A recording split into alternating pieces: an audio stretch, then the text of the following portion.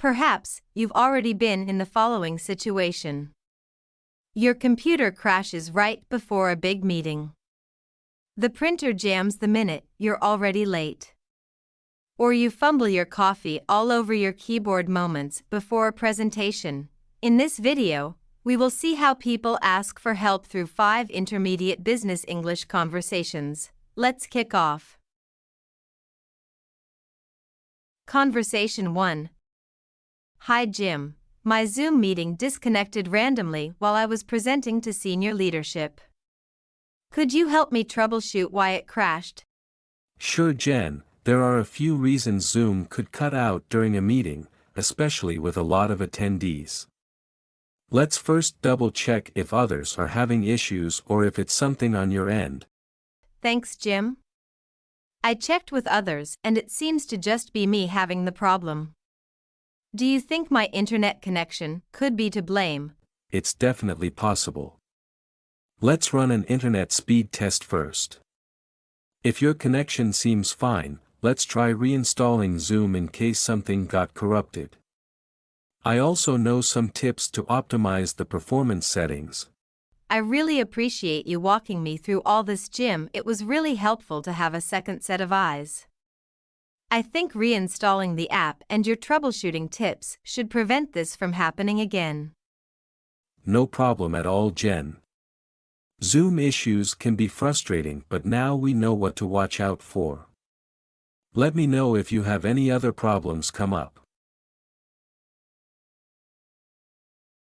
Conversation 2.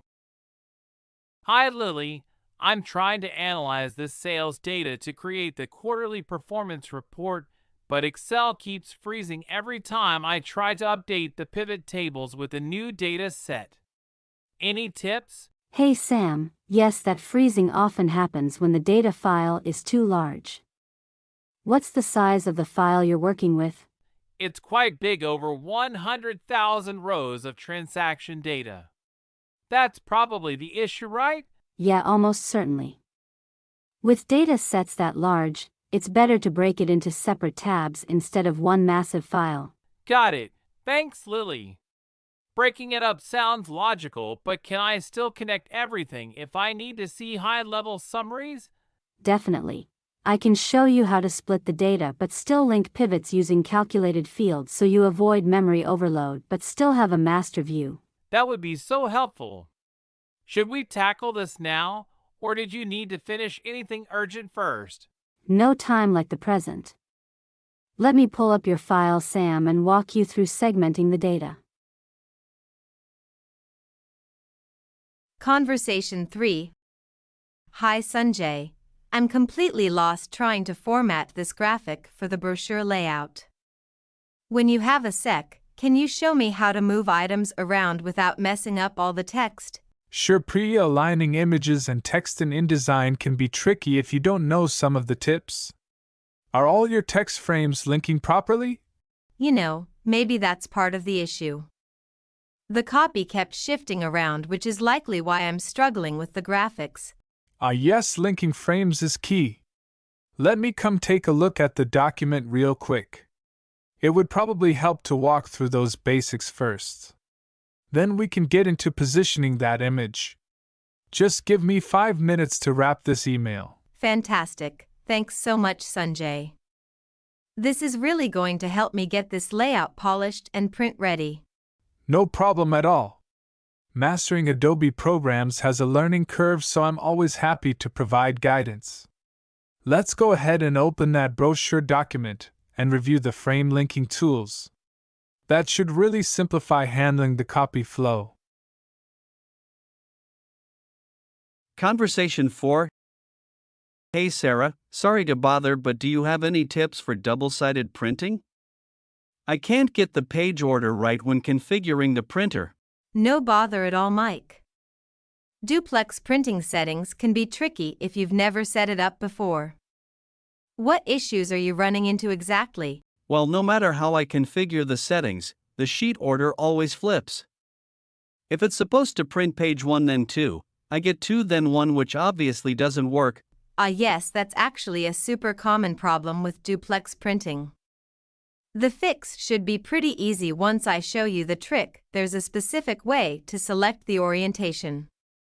Let me show you how to adjust that and a few other printer properties to get the output order just right. Oh yes, it's also clear now. I really appreciate you taking the time to explain the steps instead of just doing quick fixes, Sarah. Now I can actually set this up properly myself moving forward. No problem at all, Mike. Happy I could provide a simple solution plus some additional guidance on configuration. Let me know if any other printer issues pop up. Conversation 5. Hi Jenny, I'm having issues uploading this large customer database into the new CRM system. Can you show me how I can compress or split up the data so it will properly import all the contacts? Hey Lee, yes, those system limits catch people all the time. Let's take a look at the file size first. How large is the data set you're trying to import? It's a 2 GB .csv file. Is it just too much data to upload at once? Yes, exactly. The CRM has a cap of 500 megabytes per import, I believe, so no wonder it's erroring out. We have a couple options. First, we could break it into 4 smaller files instead of one massive one. Okay, that makes sense, though seems time intensive, Jenny. Is there another way possibly? We could also just compress everything into one zip folder first. The system will unzip the data automatically upon import, so it won't overload the servers that way. Let me show you how to zip split, then you can decide which method you prefer. Perfect, thank you. Those are 2 great workarounds I wouldn't have considered. Walking through both options sounds extremely helpful, as this probably won't be the last large data upload I tackle. No problem at all, Lee. These systems can be tricky when bringing in new data sets, so I'm happy to explain the ins and outs. Let's take a look at your file and go from there.